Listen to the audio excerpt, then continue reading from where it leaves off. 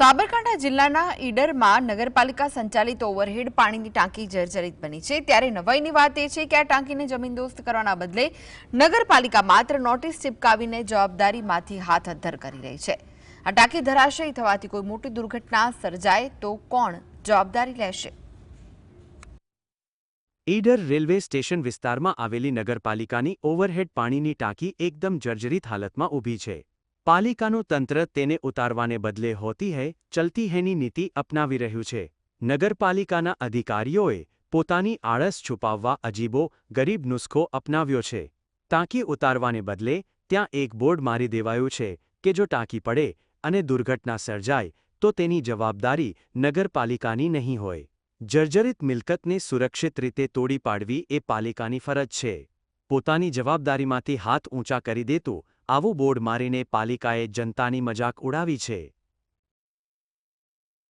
જો આ પાણીની ટાંકી જર્જરિત થઈ ગઈ છે એની કોઈ જવાબદારી નગરપાલિકા લેવા માટે કોઈ તૈયાર છે નહીં। તો અમારી બસ એટલી માંગ છે કે આ પાણીની ટાંકીનું કાં તો કામ ચાલુ કરે કાં તો આ પાણીની ટાંકી પાડી દે। ના મોતનો ઘર ઈચ્છારીએ અને હમણાં અમારે અત્યારે હાલે જ આ કોઈ જતય વિચાર કરે છે ગાડી।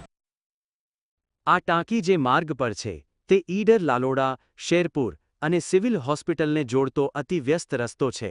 હજારો રાહદારીઓ અને વાહન ચાલકો દરરોજ આ ટાંકી નીચેથી પસાર થવા મજબૂર છે। બાજુમાં જ રેલવે સ્ટેશન આવેલું હોવાથી મુસાફરોની પણ સતત અવરજવર રહે છે। તેવામાં જર્જરિત ટાંકી ગમે ત્યારે ધરાશાયી થઈ શકે તેમ છે। આમ છતાં નગરપાલિકાના બાબુઓ એકદમ નિષ્ફિકર છે।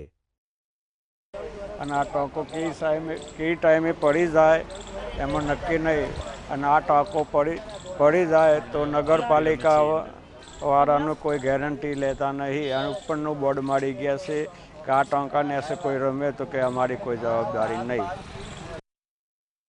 લોકોની એક જ માંગ છે કે આ ટાંકીને તાત્કાલિક જમીનદોસ્ત કરવામાં આવે અને નવી ટાંકીનું નિર્માણ થાય। પરંતુ કુંભકર્ણની નિદ્રામાં પોઢેલું તંત્ર ક્યારે જાગશે તે મોટો પ્રશ્ન છે। કોઈ પણ સંજોગોમાં કોઈ બનાવ બની જાય તો એની જવાબદાર કોણ રહેશે? અત્યારે અમને જોયું તો સુરતની અંદર નવી ટાંકી બનાવેલી હતી, એ પાણીનું ટેસ્ટિંગ કરતા સાથે જ પડી ગઈ હતી અને અત્યારે હાલ વલસાડની અંદર પણ આ જ રીતનો બનાવ બન્યો અને આખો સ્લેબ તૂટી પડ્યો। આવું જો ભાજપના રાજમાં બનતું હોય તો આ દેખીતો ભ્રષ્ટાચાર દેખાઈ આવે છે। તો તંત્ર દ્વારા તાત્કાલિક ધ્યાન લઈને આ પાણીની ટાંકી બાબતમાં યોગ્ય નિર્ણય લેવો જોઈએ। જો આવનાર દિવસોમાં કોઈ દુર્ઘટના સર્જાશે તો શું આ નોટિસ બોર્ડ અધિકારીઓને બચાવી શકશે? ઈડરની જનતા હવે તંત્ર પાસેથી વાજબી કામગીરીની આશા રાખી રહી છે। જુગનુ રૂપાલી, GSTV સાબરકાંઠા।